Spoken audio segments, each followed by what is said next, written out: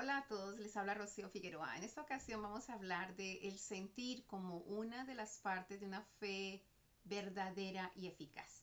Ya hemos dicho que la fe verdadera y eficaz consta de 5 partes. La primera de ellas es creer, que es una activación del espíritu, y 3 partes que conforman la activación del alma, como son el visualizar, el sentir y el desear. Estas activan el alma. Y la última es hacer para poder activar nuestro cuerpo. Es decir, que una fe verdadera y eficaz involucra todo nuestro ser. Así como cuando el Señor nos decía, amarás al Señor tu Dios con todas tus fuerzas, el espíritu, con toda tu alma, con todo tu corazón. Es decir, siempre debemos activar todo nuestro ser porque somos un ser completo. Bueno, ahora bien, entonces dijimos que para tener una fe verdadera y eficaz ya nosotros definimos lo que era creer, ya definimos lo que era visualizar y hoy vamos a definir lo que es sentir. Si ustedes observan esto, nosotros vinimos por todo un recorrido hablando del alma, diciendo cuáles son las partes del alma y cuáles son las funciones del alma. Así que hay funciones que nosotros hacemos sencillamente de una manera o mecánica o sencillamente es natural para nosotros. Pero cuando se trata de la fe, no es la mecánica ni es lo natural, es al contrario, es lo sobrenatural, es que nosotros empezamos a caminar otro camino y empezamos a hacer las cosas. En otras palabras, cuando se trata de las cosas naturales que nosotros hacemos, sencillamente nosotros pensamos, sentimos y deseamos por muchas circunstancias o por muchas razones o por muchas cosas están dominados por la forma como lo hacemos. Pero cuando se trata de que nosotros vamos a tener una fe verdadera y eficaz, nosotros tenemos que inducir una clase de pensamientos, es una visión, algo que todavía no está, pero que lo queremos. Y nosotros en la parte de los sentimientos vamos a empezar a sentir, vamos a inducir esos sentimientos y vamos a inducir un deseo. Y todas esas 3 cosas tienen que ser basadas en el conocimiento de la palabra, basadas en la promesa, basadas en la sabiduría de Dios. Por ello es la importancia de que nosotros pongamos en nuestro corazón las promesas de Dios, porque si las promesas de Dios están en nuestro corazón, cuando nosotros vamos a inducir una visión basada en las promesas de Dios, vamos a inducir un sentimiento basado en las promesas de Dios, o vamos a inducir un deseo, un anhelo basados en las promesas de Dios, entonces podemos hacerlo de una forma efectiva. Así que vamos a ver cuál es el recorrido de acuerdo a las escrituras. Hay una porción bíblica que a mí me parece que es en ella nosotros podemos analizar todo ese recorrido de sentir conforme a la voluntad de Dios, sentir conforme a lo que Dios nos ha dado y las promesas que Dios nos ha dado. Entonces, para ello, ¿qué tal si miramos lo que dice Josué 14:7? En Josué 14:7 están, los pongo en el contexto, están en la repartición de la tierra. Entraron a la tierra prometida y están en la repartición de la tierra. Entonces, está hablando esta porción específicamente de Caleb. Caleb pertenecía a los hijos de Judá. Entonces dice que vinieron los hijos de Judá a Josué en Gilgal. Y entonces cuando llegan allí, Caleb le dice a él, tú sabes lo que dijo Jehová, lo que Jehová dijo a Moisés, su siervo, tocante a mí y a ti. Esa fue la forma como él se lo plantea y así están las escrituras. Entonces él le continúa diciendo, ¿no? Yo era de edad de 40 años cuando Moisés me envió a reconocer la tierra y yo traje noticias como lo sentí en mi corazón. Si observa esto, aquí hay una clave fundamental, es decir, él va a tener una promesa, él está pidiendo la promesa que el Señor dio, basado en que esa promesa tiene que ver con algo como él lo sintió. Entonces, vamos a ver la historia, porque viendo la historia vemos dónde está la parte mala, dónde está la parte buena, cuál es la parte que nosotros tenemos que emular, cuál es la parte que nosotros tenemos que rechazar si de alguna manera se presenta en nuestra vida. Entonces, la historia está en el libro de Números y está hablando acerca de los 12 espías. Usted ya sabe que el Señor había prometido una tierra y había prometido esa tierra y había dicho cosas muy bonitas acerca de esa tierra donde fluye leche y miel y donde el ángel de Jehová iba a ir delante de ellos para sacar a todos los habitantes de esa tierra y Dios había hecho muchas promesas y había hecho esas promesas con juramento a Abraham, a Isaac, a Jacob. Entonces dijo que esa tierra iba a ser dada a sus descendientes. Entonces estamos hablando aquí de los 12 hijos de Jacob que son los descendientes de esa gran promesa. Entonces cuando llega el momento y antes de ir a tomar la tierra, porque estamos en el contexto que estamos aquí en Números, ellos están antes de ir a tomar la tierra, entonces, cuando llegan allá a esa tierra, entonces Moisés envía a que vayan y la espíen y toman como representante a un príncipe de cada una de las tribus, de cada uno de los que había sido dada la promesa de que esa tierra sería para ellos. Y tenían que ser príncipes, no eran cualquier persona. Y cuando usted observa en todos los contextos de reinos, un príncipe es un guerrero, es alguien que va y pelea batallas y conquista tierras y hace lo que está supuesto a hacer un príncipe. Ahora bien, entonces están en eso, envían a los 12 y nosotros lo vemos eso en Números capítulo 13, en el verso 1, acerca de que toman a estas personas pues para enviarlas. Después en el verso 6, la palabra es clara hablando de que Caleb hacen todo el listado, cuáles eran los nombres de las 12 personas que fueron. Y entonces mencionan que Caleb era la tribu de Judá y Josué, que era llamado Oseas, era de la tribu de Efraín. Esto es muy importante porque si usted recuerda, entre los hijos de Jacob, a quien se le dio la bendición de primogenitura, no fueron los primogénitos, ellos cometieron 3 errores, los 3 primeros hijos de él, que tendría que haber tenido la primogenitura Rubén, pero cometió error y después el otro y después el otro, entonces la primogenitura recayó, la bendición de primogenitura recayó sobre Judá. Y cuando se trató de que Jacob iba a bendecir a los hijos de José, pasó exactamente más o menos parecido, es decir, el Señor, él no bendijo al primogénito como el primogénito que era Manasés, sino que bendijo a Efraín como el primogénito, que era el segundo. Entonces es muy curioso que estos dos personajes de los que vamos a hablar, Caleb, pertenezca a la tribu de Judá, que es a la que recibió esa bendición de primogenitura, y Josué se da de la tribu de Efraín, que es quien también recibe una bendición de primogenitura. Por eso las bendiciones de primogenitura son fundamentales en nuestra vida. Nosotros tenemos que entender la importancia de eso y por eso fue que Jacob peleó esa primogenitura y bueno, de eso te podemos hablar en otra ocasión. Pero entonces allí hay algo interesante para anotar. Lo siguiente es que en el versículo 18 de Números capítulo 13 empiezan a hablar cuál era la misión en sí de estos 12 espías. Esos 12 espías iban y lo primero era reconozcan la tierra. Pues yo quiero decirle cuál es la tierra que el Señor nos ha prometido. El Señor sabe que nosotros andamos en esta tierra, nosotros andamos en esta tierra, pero Él nos dio una tierra prometida y esa tierra prometida está aquí. La tierra prometida es su alma. Su alma es un terreno y ese terreno está dividido en 3 grandes partes, en la mente con pensamientos, emociones con sentimientos y voluntad con deseo. Y el centro donde concluyen estos 3 terrenos, donde se juntan los 3 terrenos, es lo que nosotros llamamos corazón. Esa es nuestra tierra prometida. Ahora bien, entonces les envía y les dice, vayan a reconocer la tierra. Y cuando van a tierra hay unas recomendaciones básicas dentro de este proceso. Primero que todo es, observen la tierra, miren la tierra. Es como si le dijeran a usted, vea, ¿sabe qué? Usted está lleno de problemas aquí, lleno de dificultades y lleno de situaciones. Más, usted no tiene tierra. Pero usted vaya, cierre sus ojos y empiece a observar su tierra.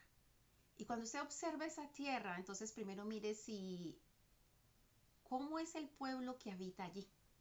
¿Es fuerte o es débil? ¿Son pocos o son muchos?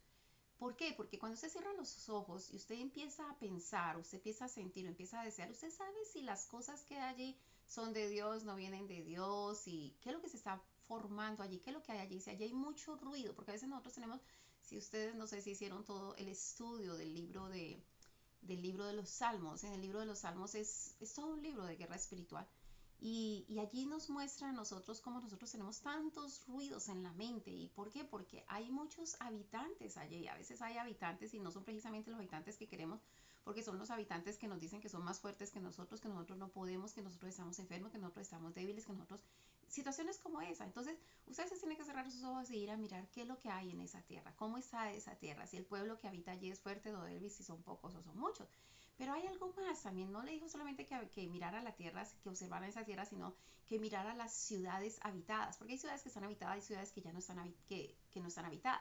Entonces dice, miren las ciudades habitadas si son buenas o son malas, pero aparte de eso, también mire si hay campamentos o si hay fortalezas. ¿Y se acuerda de Pablo cuando decía derribar toda fortaleza que se levanta en contra del conocimiento de la palabra? Bueno, nosotros a veces tenemos fortalezas en nuestra mente, en nuestras emociones y en nuestra voluntad. Y es, por ejemplo, una fortaleza es aquello que se opone en contra del conocimiento de la verdad. Por decir algo, Si usted piensa que los hijos son una maldición y que los hijos es una carga y que los hijos es, qué pereza, no quiero tener hijos porque los hijos son eso, usted tiene una fortaleza en su mente porque la palabra dice que los hijos son una bendición de nuestro Dios. Así que a veces nosotros tenemos ese tipo de fortalezas y usted tiene que reconocer si usted tiene fortaleza o sencillamente campamentos. Por ahí cositas y ideitas y cosas que no van conforme a la voluntad de Dios, pero que usted las puede derribar más fácil. Pero si no, lo contrario, tiene que hacer lo que dice Pablo, derribe toda fortaleza que se levanta en contra del conocimiento de la palabra. Después de eso dice, ¿cómo es el terreno? ¿Es fértil o es estéril?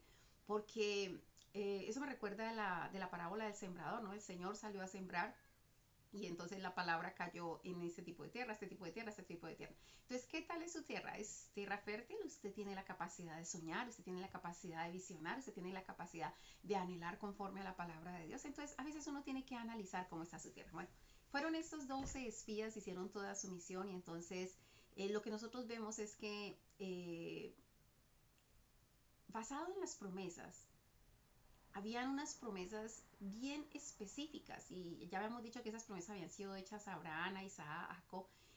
Parece que algunos habían guardado esas promesas en su corazón y otros no habían guardado la promesa en su corazón, porque entonces vemos lo que sucedió.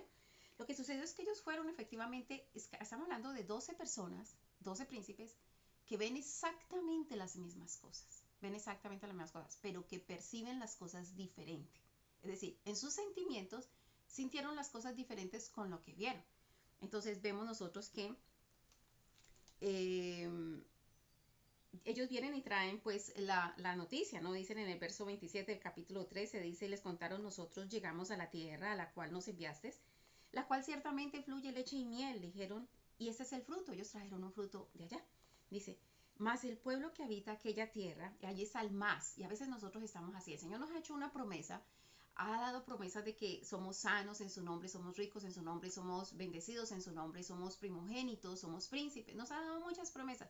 Y a veces nosotros estamos, pero estoy pobre, pero no tengo plata, pero estoy triste, pero mi papá y mi mamá nunca me quisieron, pero a mí nadie me va a querer, pero entonces empezamos con todos esos peros. Y aquí están estos 10 espías que llegan y empiezan, sí, la tierra fluye leche y miel, pero entonces pasa lo siguiente, el pueblo que habita aquella tierra es fuerte y las ciudades muy grandes y fortificadas. Y también vimos allá los hijos de Anac, hombres gigantes, dice. Ahí, y habla de todos los pueblos que vieron allí en el Jordán. Entonces Caleb, que él sí había puesto las promesas en su corazón, observe lo que dice. Entonces Caleb hizo callar al pueblo delante de Moisés. Y eso es lo que nosotros tenemos que hacer. Callemos todas las voces que nos llegan a nuestra alma, callemos todas esas voces, todos esos ruidos que tenemos y hagámoslos callar delante de Moisés. Es decir, callar delante de Moisés, es decir, callar delante de la palabra. Es decir, callar delante de Moisés, es decir, callar delante de Yeshua, de Jesucristo. ¿Por qué? Porque Moisés tipifica al Señor Jesucristo, que es el Salvador, el que estaba sacando el pueblo de allí.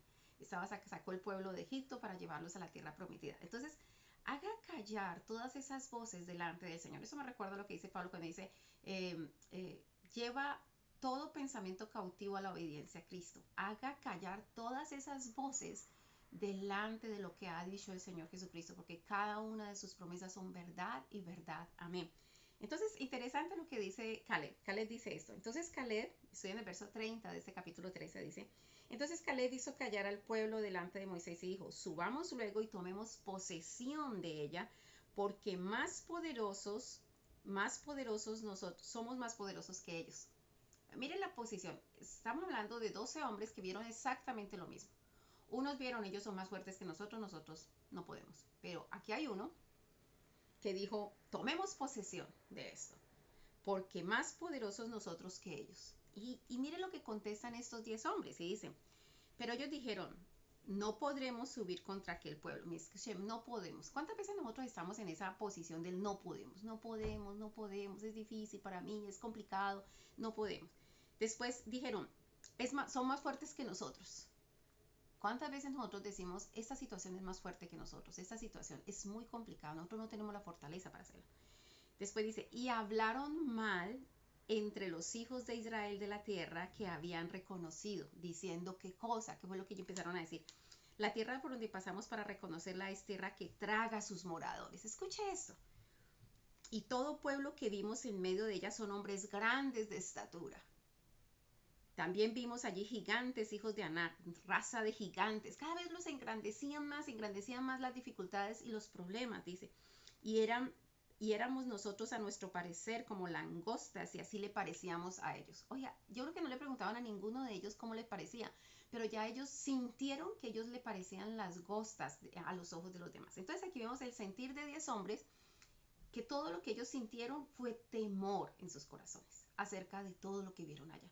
Pero vemos el sentir de un Caleb, como él dijo, que él dio es decir, dio su impresión de la tierra de acuerdo como él lo sintió en su corazón. Y lo sintió en corazón basado en las promesas que Dios le había dado. Por eso decía, vamos, tomemos posesión porque nosotros podemos más que ellos. Ahora bien, pasó algo entonces. Entonces dice que en el capítulo 14 dice los israelitas se rebelaron contra Jehová. ¿Por qué? Porque Dios les había dado promesas y las promesas estaban en que ellos iban a conquistar, iban a hacer grandes cosas. Igual que las escrituras nos ha dicho, el Señor Jesucristo ha dicho que nosotros haríamos mayores cosas que Él. ¿Por qué no las estamos haciendo? Porque nosotros a veces nos rebelamos a la palabra del Señor, a las promesas que Dios tiene para nuestra vida.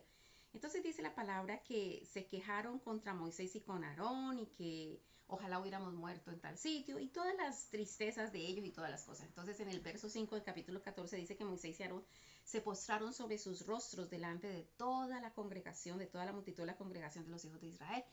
Y después Josué, hijo de Nun, y Caleb, hijo de Jefone, que eran de los que habían reconocido la tierra, rompieron sus vestidos y hablaron a toda la congregación de los hijos de Israel diciendo, la tierra por donde pasamos para reconocerla es tierra en gran manera buena.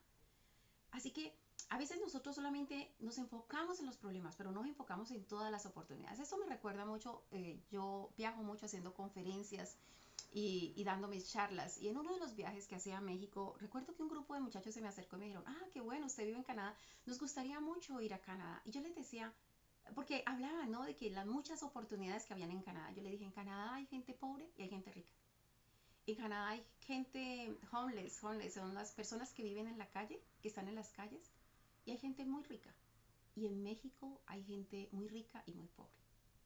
¿Cuál será la diferencia? ¿No será que nosotros estamos percibiendo, sintiendo las cosas de una forma diferente? Porque a veces siempre estamos esperando otra cosa, una nueva cosa. Si tuviera otra mujer, si tuviera otro trabajo, si tuviera otro profesor, si tuviera todo, y tal vez nosotros tenemos toda una tierra prometida en la que podemos hacer cosas, pero lo que pasa es que estamos viendo de la forma como no tenemos que ver, estamos sintiendo de la forma que no tenemos que sentir o estamos deseando de la forma que no tenemos que desear y por eso nosotros no estamos viendo todas esas promesas. Así que, ¿qué es lo que dicen estos dos hombres? Los dos únicos espías que tenían grabadas las promesas de Dios en su corazón. Dicen, la tierra por donde pasamos para reconocerla es tierra en gran manera buena. Si Jehová se agradare de nosotros, Él nos llevará a esta tierra y nos la entregará, tierra que fluye leche y miel. Por tanto, no seáis rebelde contra Jehová, ni temáis al pueblo que está en esa tierra, porque nosotros los comeremos como pan. Su amparo se ha apartado de ellos y con nosotros está Jehová. Estos hombres habían puesto las promesas de Dios en ellos. Ahora, miremos las consecuencias, porque Dios castiga todos estos espías que dieron esa mala información sobre la tierra. Y es primero el Señor quería acabarlos a todos, pero después el Señor dijo, Moisés, ora por ellos, y entonces está bien, no los va a acabar. Pero entonces, ¿qué sucede? Estamos en el mismo capítulo 14, pero en el verso 20 dice, entonces Jehová dijo, yo lo he perdonado conforme a tu dicho. Y más, tan ciertamente como vivo yo y mi gloria llena toda la tierra. Todos los que vieron mi gloria y mis milagros en Egipto y no han oído mi voz, no verán la tierra. Es decir, usted pueda ver los sueños aquí, pero si usted no cree en las promesas que Dios le ha dado a usted, usted no lo va a ver en lo físico. Y eso es lo que sucedió con estos 10 hombres y con toda esa generación. El Señor hizo que todos ellos murieran y que vagaran por 40 años. Y lo interesante es que dice en la palabra, en el verso 34, dice, y vuestros hijos andarán pastoreando en el desierto 40 años. Y ellos llevarán vuestras rebeldías hasta que vuestros cuerpos sean consumidos en el desierto. Conforme al número de los días de los 40 días en que reconocisteis la tierra, llevaréis vuestra iniquidad 40 años, un año por cada día, y comeréis mi castigo. Escuche eso. Si usted se dedica un día a ver sus imposibilidades, si usted se dedica un día a ver, no puedo, no puedo, es difícil, esto es mucho más grande que las promesas de Dios, esto es mucho más grande y más poderoso que yo. Claro, si usted se mira a usted, posiblemente sí es más poderoso que usted, pero si usted mira al Señor, usted verá que usted y el Señor son mayoría. Cuando usted empieza a mirar de la forma equívoca, usted empieza a sentir de la forma equívoca. Por eso es tan importante que las promesas de Dios estén grabadas en nuestro corazón. Acuérdate que estamos diciendo que en la fe usted tiene que inducir una visión. Usted no lo está viendo en la realidad, pero usted tiene que inducir esa visión.